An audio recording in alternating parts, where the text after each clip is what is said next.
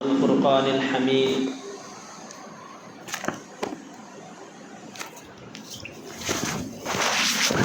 وأمره شورى بينهم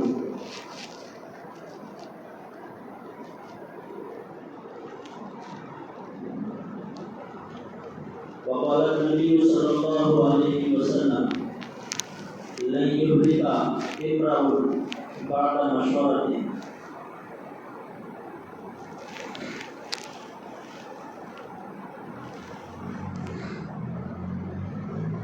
أو كما قال صلى الله عليه وسلم.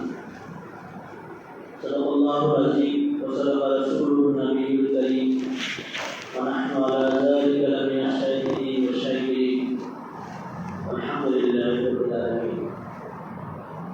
اللهم صل على سيدنا محمد وعلى آل سيدنا محمد وبارك وسلم.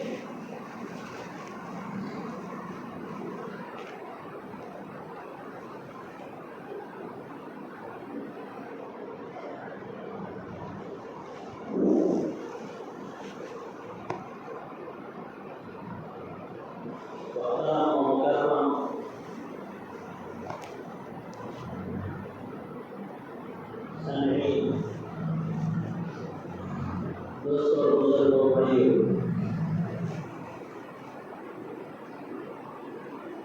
گزشتہ جمعہ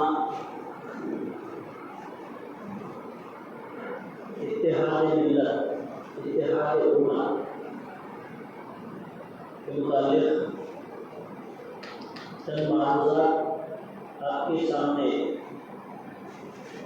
پیش ہوئی. اسی کی مناسبت سے آج کے اس مبارک اجلاس میں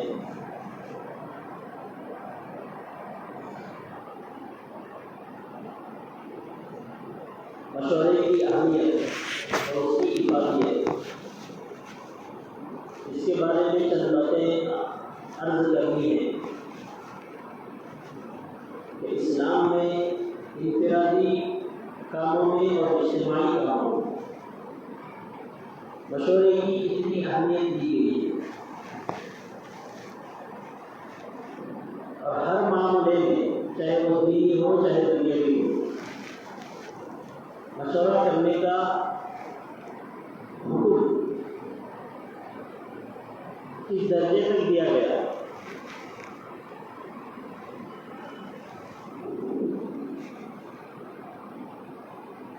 تو امید ہے آپ ان باتوں کو بغور سماعت فرمائیں گے اور اس پر عمل کرنے کی کوشش کریں گے.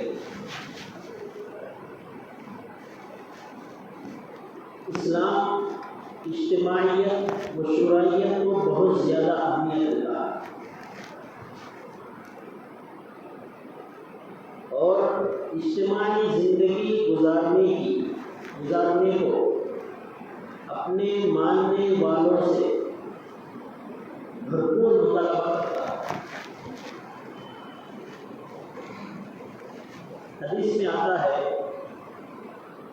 3 آدمی جو کسی جنگل میں رہ رہے ہو، ان 3 کے علاوہ اس جنگل میں کوئی اور نہ ہو، صرف وہی 3 ہو،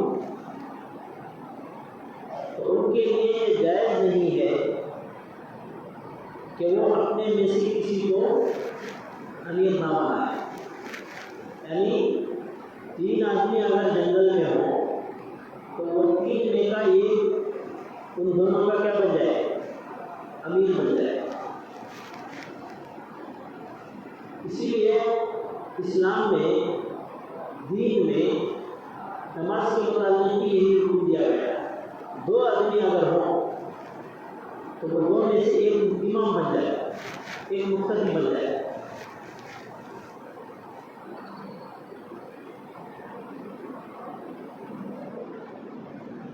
اس لیے کہ امیر بنانے میں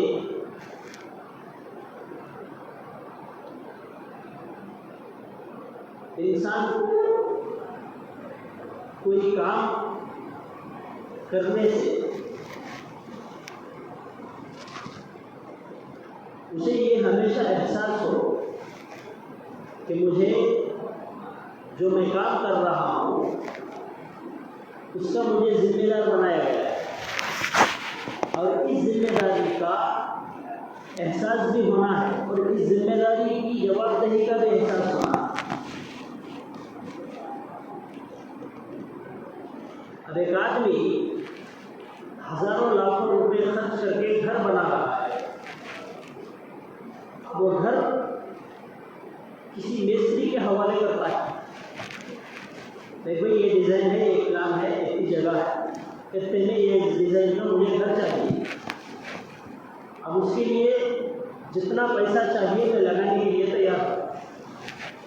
اب وہ مستری اپنے ماتحتوں کو لے کر پوری کارروائی آگے کرتا ہے۔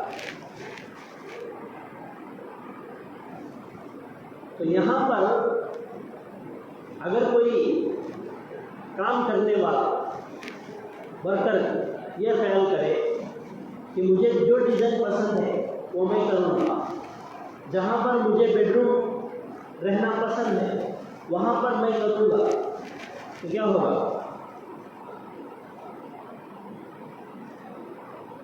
جسے گھر چاہیے، جو پیسہ خرچ کر رہا ہے، اس کی خواہش کے مطابق آپ کو گھر بنا کے دینا پڑے گا۔ اگر ایسا نہیں کریں گے، من مانی کریں گے، وہ گھر جا کر جنگل ہو جائے گا، گھر کے نمونے میں نہیں بنے گا۔ مستری اپنے خواہش کے مطابق بنا رہا ہے، گھر بنانے والا اپنی خواہش کے مطابق بنا رہا ہے، تو بجائے گھر کے وہ بنجر خانہ بن جائے گا۔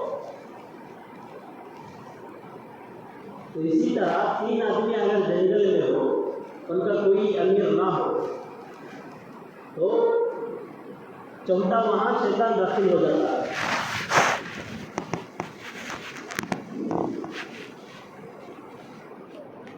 اور پھر امیر بنانے کے بعد امیر کو بھی من مانی زندگی سے منع کیا گیا۔ امیر بن گیا تو اس کا مطلب یہ نہیں کہ جو چاہے میں کر سکتا ہوں۔ اب جو میرے مامورین ہیں، جو میرے ماتحت ہیں، وہ تمام کے تمام میرے غلام ہیں، میں جیسا چاہوں ویسا ان کو کرنا پڑے گا، ایسا نہیں ہے۔ ان کو بھی آزاد نہیں کیا، بلکہ اس کے لیے ایک ضابطہ، ایک اصول اور ایک لائحہ عمل اور گائیڈ لائن متعین کی اور مقرر کیا۔ وہ گائیڈ لائن کیا ہے؟ وَأَمْرُهُمْ شُورَىٰ بَيْنَهُمْ، ان کے معاملات میں باہمی مشورہ کریں۔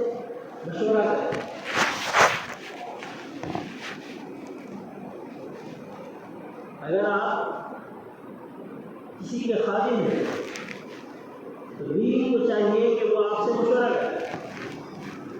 اگر آپ کسی کے بیٹے ہیں تو بیٹے ہونے کے ناطے آپ پر یہ ذمہ داری بنتی ہے کہ آپ باپ سے مشورہ کریں یا ماں سے مشورہ کریں، یا کوئی ایسا معاملہ ہے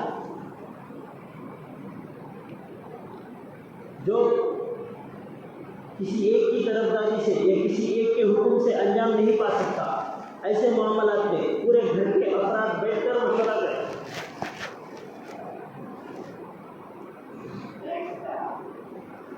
اور یہ مشورہ کرنے کا حکم اس لیے دیا گیا ہے، ہر شخص کی استعداد، صلاحیتیں اور قوت فہم، قوت ادراک الگ الگ ہوتی ہے۔ جو صلاحیت، جو سوچ اللہ نے آپ کو دیا ہے وہ مجھے نہیں دیا ہے، اور جو صلاحیت، جو سمجھ اللہ مجھے دیا ہے وہ آگے والے کو نہیں دیا، اور جو اسے ہے وہ آگے والے کو نہیں۔ ہر انسان ایک برابر نہیں ہے، ہر ایک کی صلاحیت، ہر ایک کی قوت، ہر ایک کی سمجھ الگ الگ ہے۔ یہ کمپیوٹر کے مانند نہیں ہے کہ ایک بار فٹ کر دیا تو جیسا ہم چاہیں گے ویسا وہ کرتا چلا جائے گا، ایسا نہیں ہے۔ کسی کو بات جلدی سمجھ میں آتی ہے، کسی کو دیر سے سمجھ میں آتی ہے، کسی کو اور دیر سے سمجھ میں آتی ہے۔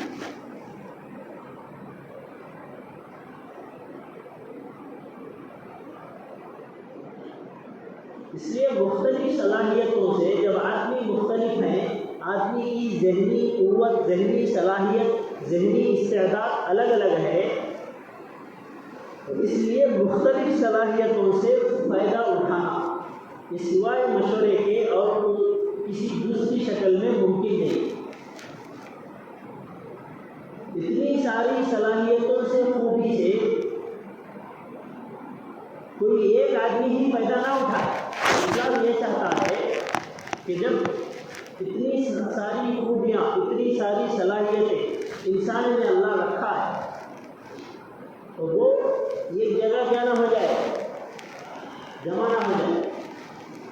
اب اگر کسی کی فہم صلاحیت اعلیٰ درجے کی ہے تو وہ اپنے تجربات کو، اپنے فوائد کو اپنے اولاد کے لیے، اپنے خاندان قبیلے والوں کے لیے پیش کرے، وہ آپ کو نہیں بتائے۔ لیکن اسلام یہ چاہتا ہے کہ اس کی صلاحیتوں سے پوری امت فائدہ اٹھائے، پوری قوم فائدہ اٹھائے، وہ کسی ایک کے لیے کیا نہ ہو جائے، مقرر ہو کے نہ رہ جائے۔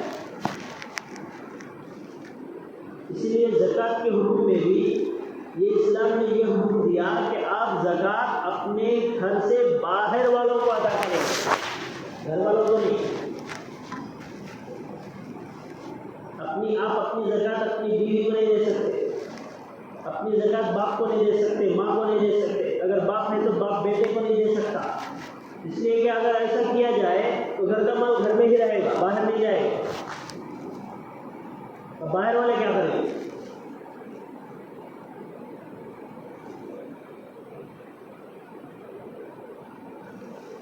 اور اسی طرح مشورہ انسان کو غرور، گھمنڈ اور تکبر سے بچنے اور بچانے کا بہترین ذریعہ ہے۔ انسان میں فطری طور پر تکبر ہوتی ہے، انسان میں فطری طور پر تکبر پایا جاتا ہے۔ ایک آدمی اپنی اچھی سوچ، اچھی فکر اور اچھی عقل سے کامیاب ہو گیا، قریے سے آیا تھا، گھردار والا بن گیا، اچھا خاصا گھر بنایا، اچھا خاصا بینک بیلنس بنایا، تو یہ جو بنانا ہے یہ ایسی چیز ہے کہ اس سے انسان کے اندر خود بخود گھمنڈ، تکبر آنا شروع ہوتا ہے، اپنی پچھلی اوقات کو وہ بھول جاتا ہے جو اس نے دردناک حالت میں، مصیبتوں میں، پریشانیوں میں جو اوقات، جو گھڑیاں، جو دن گزارے تھے وہ سب کے سب ذہن سے محو ہو جاتے ہیں۔ اب اس کے بعد ایک عجیب قسم کی اس کے اندر تکبر آنا، گھمنڈ آنا شروع ہو جاتا ہے۔ تو اس لیے اسلام یہ حکم دیا، اور ویسے بھی تکبر اسلام میں کیا نہیں ہے، جائز نہیں۔ الکبر ردائی، اللہ تبارک و تعالیٰ، اللہ کے نبی صلی اللہ علیہ وسلم نے فرمایا، حدیث قدسی ہے کہ اللہ فرماتے ہیں کہ چادر، یہ بڑائی میری چادر ہے۔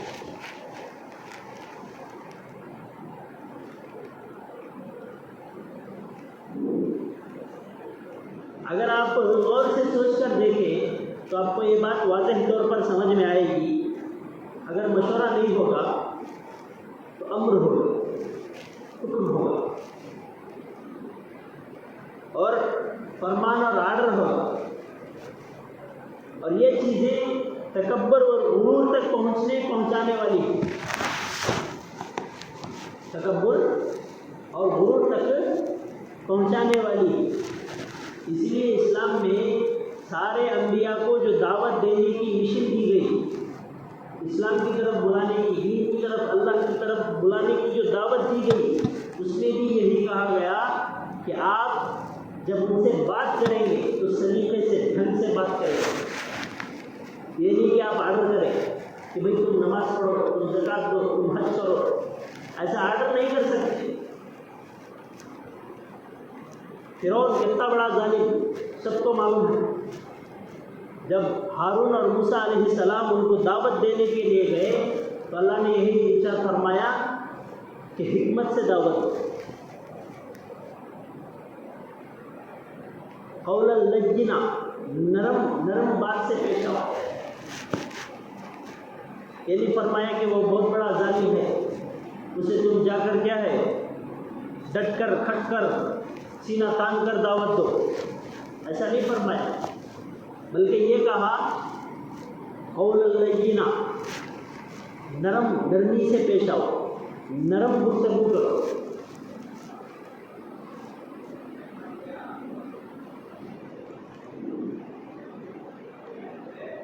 یہ جو مشورہ ہے انسان کے اندر غرور، تکبر، ان تمام چیزوں سے وہ بچاتا ہے. اور اسی طرح مشورے سے قوم و ملت کو نفاق، دو رنگی سے بچایا جا سکتا ہے. اب اگر کوئی آدمی کسی کے کام کرنے کا حکم دے، آرڈر دے، تو وہ خوش دلی سے ادا نہیں کرے، بلکہ غصے سے، عداوت سے، حسد سے، کینے سے، کپٹ سے، یہ تمام اندرونی جو باطنی بیماریاں ہیں وہ ساری کی ساری اس کے اندر آ جائیں گی. ساری کی ساری کیا ہوں گی؟ آ جائیں گی. اسی لیے اللہ تعالیٰ زندگی کا جو نظام ہے وہ 24 گھنٹے پر منحصر کیا، اور 24 گھنٹے میں پورے کے پورے 24 گھنٹے عبادت کے لیے مقرر نہیں کیے، تاکہ انسان بالکل کیا نہ بن جائے، غلام نہ بن جائے. اب اگر 24 گھنٹے اللہ اگر دیا ہے، یہ 24 گھنٹے بنانے والا، دینے والا بھی کون ہے؟ اللہ چاہتے تو یہ فرماتے کہ 24 گھنٹے آپ کو میری عبادت کرنا ہے، اس کے علاوہ اور کچھ کام آپ کا نہیں ہوگا. تو یہ کیا ہو جاتا ہے؟ یہ عبادت نہیں بلکہ غلامی بن جاتی. اسی لیے اللہ تعالیٰ انسان کے عقل و فہم اور سوچ کے اعتبار سے عبادت کا جو وقت ہے اسے بھی مقرر کیا ہے کہ بھائی 24 گھنٹے آپ عبادت میں لگے مت رہو، آپ اپنے کام کاج بھی کرو.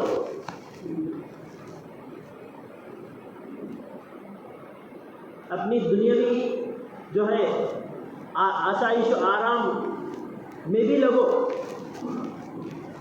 لیکن اس کا مطلب یہ نہیں کہ آپ اس آسائش اور اس آرام کے پیچھے اپنی آخرت کو بھلا دو. اس فانی دنیا کے پیچھے آپ باقی رہنے والی آخرت کو بھلا دو. نہ یہ ہونا ہے نہ وہ ہونا ہے.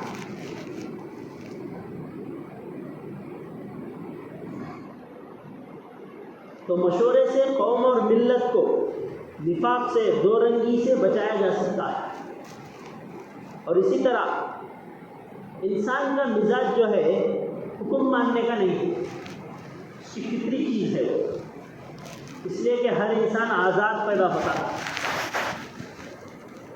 نہیں، کسی کے خوف سے یا کسی کے حکم سے، کسی کے آرڈر سے انسان پیدا نہیں ہوتا،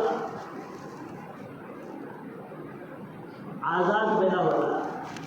اسی لیے اس کی فطرت میں یہ ہے کہ وہ آزادانہ زندگی گزارے، اسے کوئی بولنے والا، ٹوکنے والا نہ ہو، اس کے کام میں کوئی خلل ڈالنے والا، ڈسٹرب کرنے والا نہ ہو.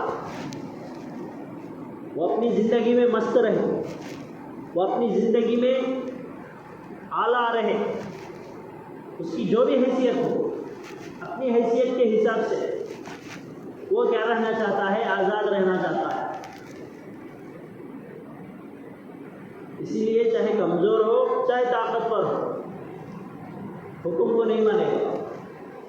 اگر حکم مانتا ہے تو کسی ڈر، خوف یا لالچ کی وجہ سے، نہ کہ خوش دلی سے. انسان جس ملک میں رہ رہا ہے اس ملک کے قواعد اور قانون کا جو پالن کرتا ہے وہ بھی ڈر اور خوف کی وجہ سے، نہیں تو جیل ہو جائے گی، جرمانہ ہو جائے گا، کتنے سال جیل میں رہنا پڑے گا. اگر یہ قواعد اور قوانین نہ بنے تو انسان کے لیے انسان ترس جائے گا، ایسی حالت ہو جائے گی، شہر جا کر جنگل بن جائے گا، کوئی انسان زندہ نہیں رہے گا. تو خوف کی وجہ سے حکم مانے گا یا کسی لالچ کی وجہ سے مانے گا؟ خوش دلی سے نہیں مانے گا۔ اور جو چیز خوش دلی سے نہ مانی جائے، خوش دلی سے نہ کیا جائے، تو اس کے اندر نفاق، بغض، حسد، کینہ، کپٹ پیدا ہو جاتا ہے۔ تو اس سے بچانے کے لیے بھی مشورے کا حکم دیا گیا ہے۔ حضرت سعید بن المسیب رضی اللہ عنہ فرماتے ہیں کہ رسول اللہ صلی اللہ علیہ وسلم نے فرمایا، لن یہلک امرؤ بعد مشورۃ، کوئی انسان مشورے کے بعد ہلاک نہیں ہوتا۔ ایک روایت میں یہ بھی ہے کہ جو شخص کسی کام کا ارادہ اور باہم مشورہ کرنے کے بعد اس کے کرنے یا نہ کرنے کا فیصلہ کر لے تو اللہ کی طرف سے اس کو صحیح اور مفید صورت کی طرف ہدایت اور رہنمائی مل جاتی ہے۔ مشورے سے کرنے کا حکم آیا تو کر دیا، تو گویا یوں سمجھ لو کہ اللہ کی طرف سے بھی اس کے کرنے کا اسے کیا مل گیا؟ کرنے کا حکم مل گیا۔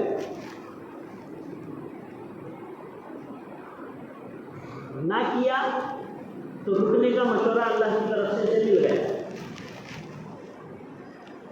حضرت علی رضی اللہ عنہ کا قول ہے کہ مشورہ عین ہدایت ہے، اور جو شخص اپنی رائے سے ہی خوش ہو گیا وہ خطرات سے دوچار ہو گیا۔ جو بھی کام، بڑا کام، جو بھی معاملہ، بڑا معاملہ، چاہے دنیاوی ہو چاہے اخروی ہو، چاہے دینی معاملہ ہو چاہے دنیاوی معاملہ، اسے آپس میں مشورے میں طے ہونے کے بعد اس کام کو انجام دیا جائے تو اس کے برکات، اس کے انوارات الگ ہوتے ہیں۔ خودی سے جو کام کیا جاتا ہے اس میں وہ نور اور وہ برکت اس میں نہیں رہتی۔ تو عقل مند کا فرض یہ ہے کہ اپنی رائے کے ساتھ اہل عقل اور اہل دانش کی رائے کا اضافہ کرے۔ قرآن مجید میں بھی ایمان والوں کا ایک وصف، ایک صفت یہ بھی بیان کی گئی ہے کہ ان کے سارے امور اور کام آپسی مشورے سے طے پائے۔ وشاورہم فی الامر، خود اللہ کے نبی کو مشورہ کرنے کا حکم دیا گیا، جبکہ آپ کو یہ بات معلوم ہے کہ نبی کا تعلق ڈائریکٹ اللہ سے ہوتا ہے۔ نبی کے پاس اللہ کی طرف سے وحی آتی ہے، ان کو کسی سے مشورہ کرنے کی ضرورت نہیں، لیکن پھر بھی اللہ تبارک و تعالیٰ نبی سے فرما رہے ہیں وشاورہم فی الامر، اپنے معاملے میں صحابہ سے کیا کرو؟ مشورہ کرو۔ اس آیت کی تشریح میں علماء نے لکھا ہے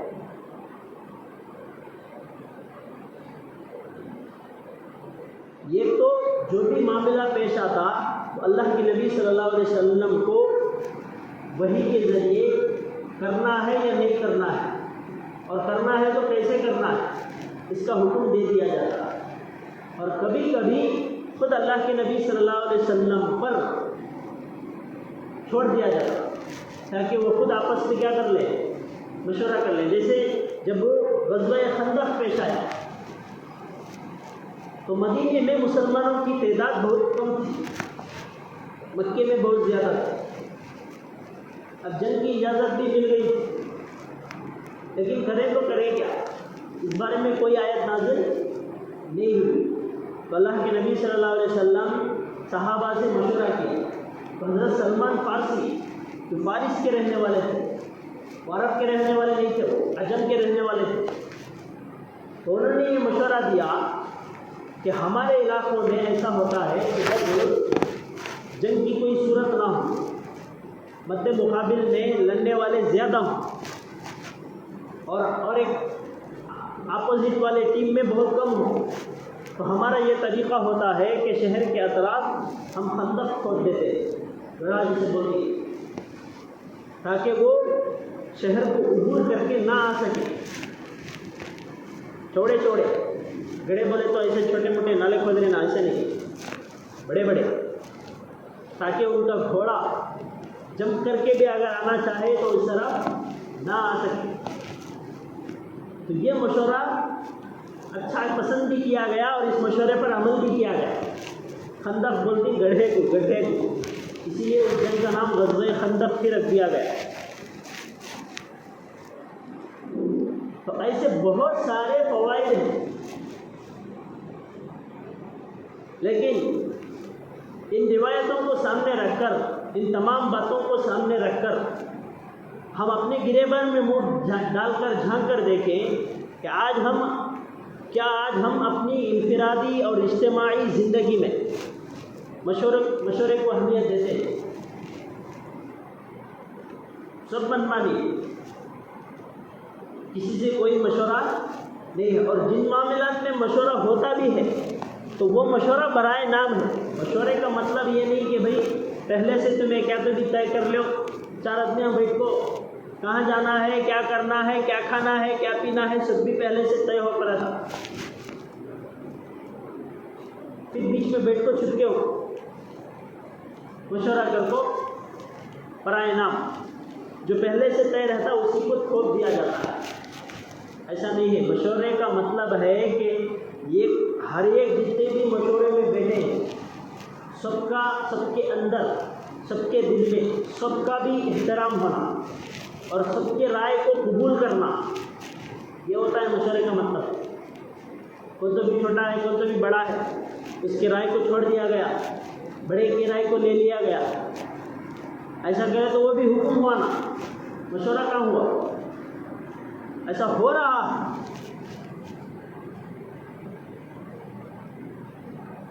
مشورے کو بھی لوگ بگاڑ کو اسے ستیہ ناش کر کو چھوڑوا لے، اس کی کیا بھی اہمیت نہیں. مشورے کا مطلب گول بیٹھ کو سب کی رائے سن لے کو اپنی رائے تھوپنا نہیں ہے. سمجھ رہے بات؟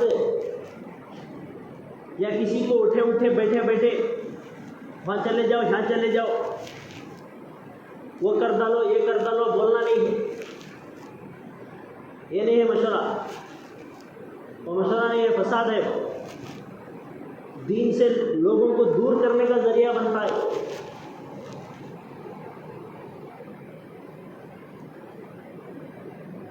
دنیا میں ایک بات اچھی طرح یاد رکھیں، دل میں گرا گھانٹی ڈال کو رکھ لینا. یہ بات دنیاوی فساد کو پھر بھی برداشت کیا جا سکتا ہے، لیکن دینی فساد کو برداشت نہیں کیا جا سکتا. اس لیے کہ دینی فساد جو ہے پورے قوم و ملت پر اس کا اثر پڑتا ہے.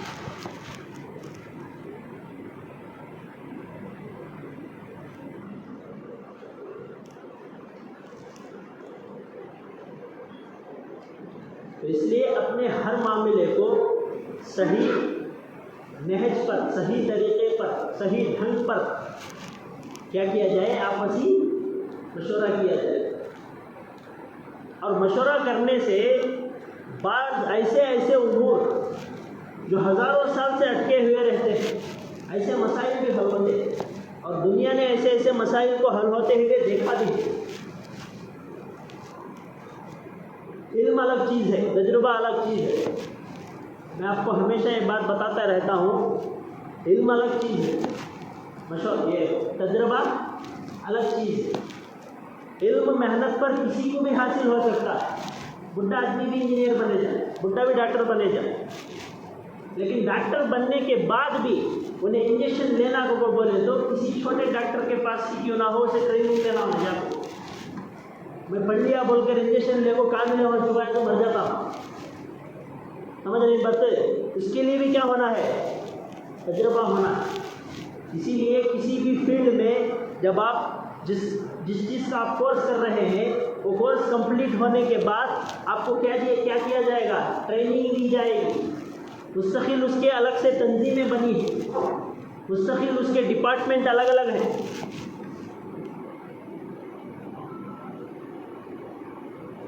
پڑھنے کے بعد کسی بھی لے جا کو یونیفارم بنا کو گندے کو کوئی بھی نہیں کھڑا تھا، تو بن گیا ابھی پولیس والا بول کر. اسے مستقل ٹریننگ دی جاتی ہے. ٹریننگ کے بعد وہ اس کے قابل بنایا جاتا ہے. اسی طرح تجربہ بھی کیا ہے؟ تجربہ ایک انسان گویا کے تجربے کا مطلب ہے کہ ایک انسان کو اچھے اور برے کا فرق کی تمیز آگے رہتی. ایک آدمی 100 سال زندگی گزارے، ایک آدمی کی 20 سال 30 سال عمر ہے، اس میں اور اس میں بہت فرق ہے. اگرچہ کہ اس 100 سال آدمی کا پڑھے ہوئے سے بھی انہیں زیادہ پڑھ کر ہے، اس سے بھی انہیں زیادہ پڑھے، علم میں اس سے بھی انہیں بڑا ہے، لیکن اس کے باوجود اس کے تجربے کے سامنے اس کا علم کچھ بھی نہیں، اس لیے کہ اس کی زندگی بہت بڑی ہے، انہیں زندگی کے بہت اونچ نیچ کو دیکھا ہے.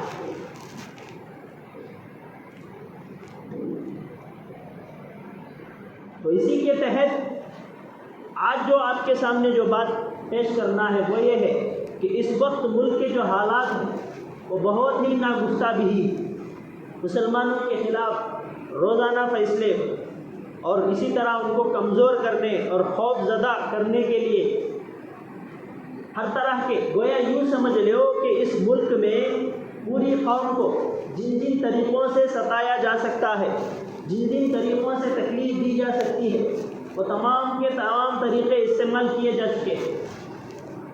ایسی نازک موڑ پر، ایسے نازک حالت پر ہم آ کر کھڑے ہیں.